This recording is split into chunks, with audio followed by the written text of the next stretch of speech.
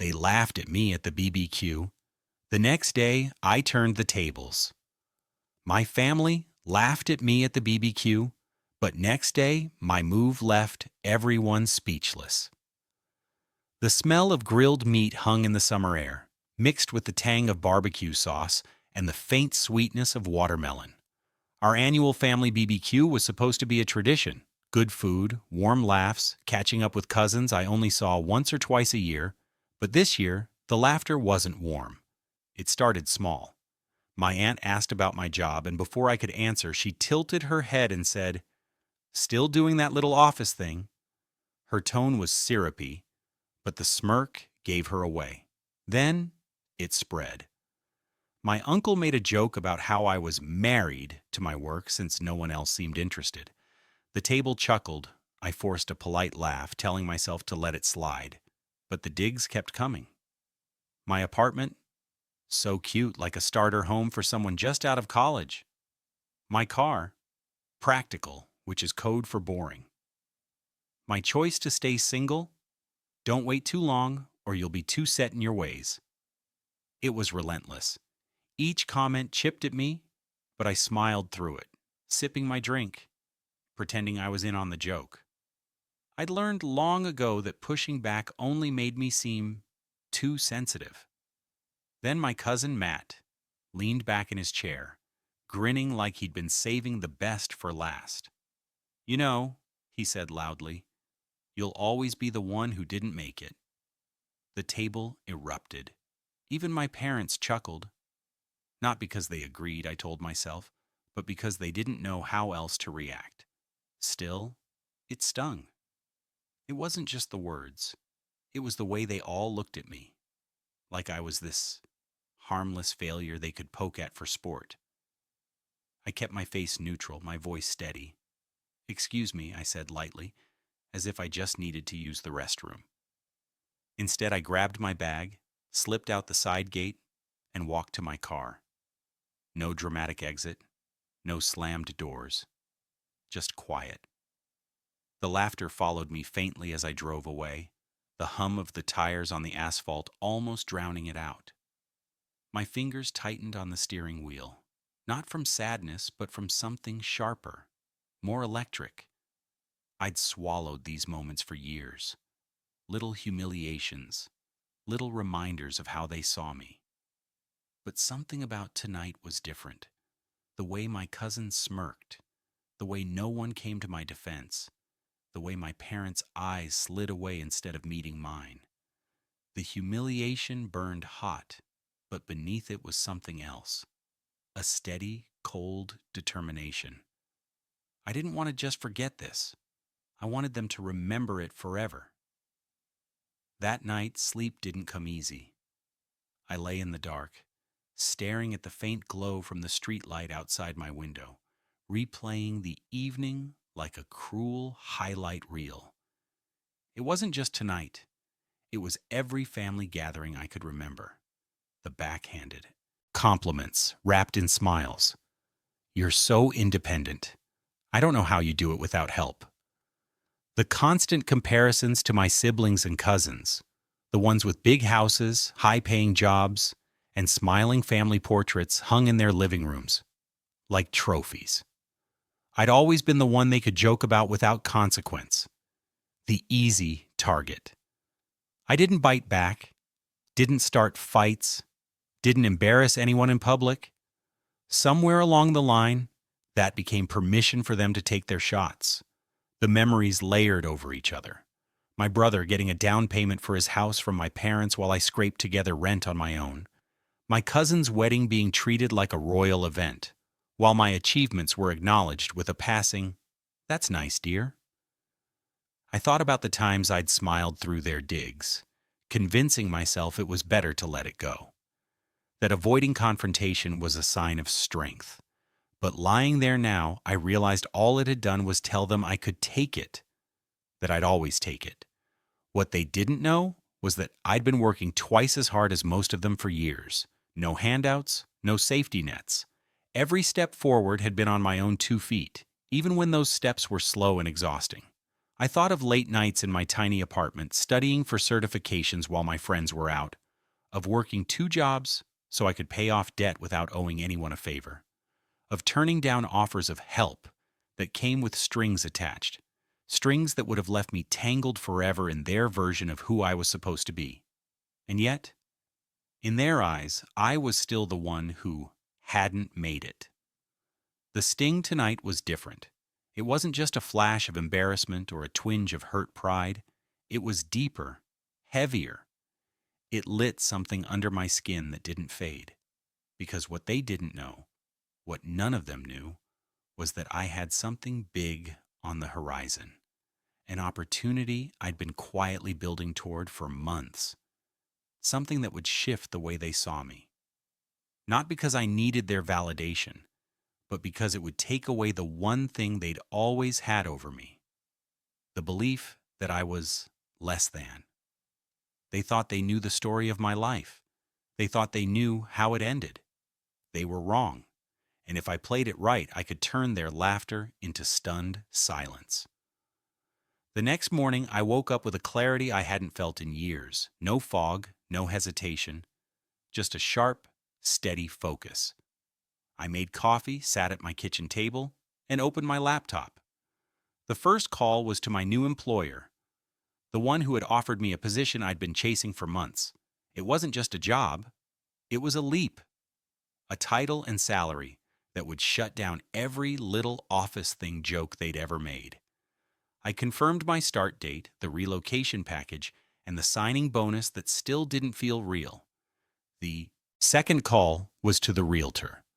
My fiancé and I had already been in quiet negotiations for a home in the city where my new job was based. A beautiful, sunlit space with a backyard and enough room for the life we were building. We'd agreed not to tell anyone until it was final. Now I wanted the keys in my hand before the end of the week. The third call was to a local restaurant, upscale, but intimate. The kind of place that served brunch with champagne flutes and fresh flowers on every table. I booked a private dining room for the following weekend. The reason I gave? A small thank you gathering for the family. My way of showing appreciation for the BBQ. The irony made me smile. Even the relatives I trusted didn't get the full story. Not yet. I didn't want leaks. I didn't want anyone softening the impact. I wanted them all in one room, relaxed, unsuspecting, still carrying the image of me they'd laughed at just days before. In the days that followed, I kept my normal routine. I went to work, ran errands, answered casual texts with generic updates. I didn't let anything slip. I wanted their guard down completely. At night, I packed boxes quietly. Not the frantic, cardboard chaos of panic, but the deliberate packing of someone stepping into a new chapter. My fiancé helped, grinning every time we sealed another box. "You're gonna blow their minds," he said. I pictured it in my head over and over. The moment their smiles froze, the ripple of surprise moving through the room, the way my cousin Matt's smirk would disappear entirely. It wasn't about rubbing their noses in it. Not entirely. It was about reclaiming my own image, about showing them, without a single raised voice, that the version of me they'd built in their heads was already obsolete.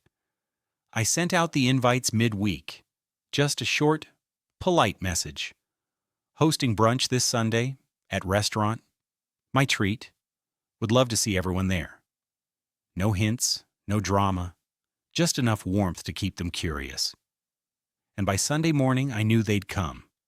They always came when food was involved. When they walked in that morning, they still thought they knew exactly who I was. The restaurant smelled of fresh bread and brewed coffee, sunlight spilling across the crisp white tablecloths. The private dining room was set just as I'd pictured it. Small vases of lilies, champagne glasses catching the light, soft music in the background. They trickled in one by one, greeting me with polite smiles, some warmer than others. My cousin Matt gave me the same smirk from the BBQ, like he still had the upper hand in some unspoken game. I greeted everyone warmly, keeping my voice steady and my smile easy. Let them settle. Let them relax. Small talk flowed. The weather, traffic, what was on the menu. I played my part, asking about their kids, complimenting outfits, even laughing at a couple of tame jokes. Then the food arrived. Omelets, croissants, fresh fruit. And as people began to dig in, I stood. I felt every pair of eyes turned toward me. I just wanted to take a moment, I began, resting my hands lightly on the back of my chair, to thank all of you for coming, and for the BBQ last weekend. In a way, it was inspiring. A few people chuckled, not sure what I meant. I smiled, letting the pause stretch just enough to make them curious. I've been keeping something to myself for a while, I continued. Something I've been working toward quietly, and I'm finally ready to share it. Last week, I accepted a new position, a high-profile role in another city, a role I earned without favors, without shortcuts, and without anyone paving the way for me. The room went still. Forks paused mid-air. It's a position I've dreamed of for years, I added, my voice calm but firm, and it comes with a salary and opportunities that make all those late nights worth it. Before anyone could fill the silence, I turned toward the back of the room and gestured. And I want you to meet someone who's been by my side through it all. My fiancé stepped forward, his presence filling the space with quiet confidence. He wasn't flashy, just well-dressed, self-assured, and clearly proud to be standing next to me. We've also just closed on a house together, I said, glancing around the room. It's near my new job, in a neighborhood we both love, and we couldn't be more excited to start this chapter. The reactions were instant. Some smiled genuinely, eyes warm, offering quiet congratulations. Others stared down at their plates, their expressions carefully neutral. And then there were the few, including Matt, whose faces looked like they'd just bitten into something sour. I let the moment breathe, taking a sip of champagne before sitting again. The energy in the room had shifted. They weren't looking at the failure from the BBQ anymore. But I wasn't finished, because I had saved my most delicious detail for last. I waited until the conversation started to hum again, the clinking of cutlery filling the space. Then I stood once more, my champagne glass catching the light.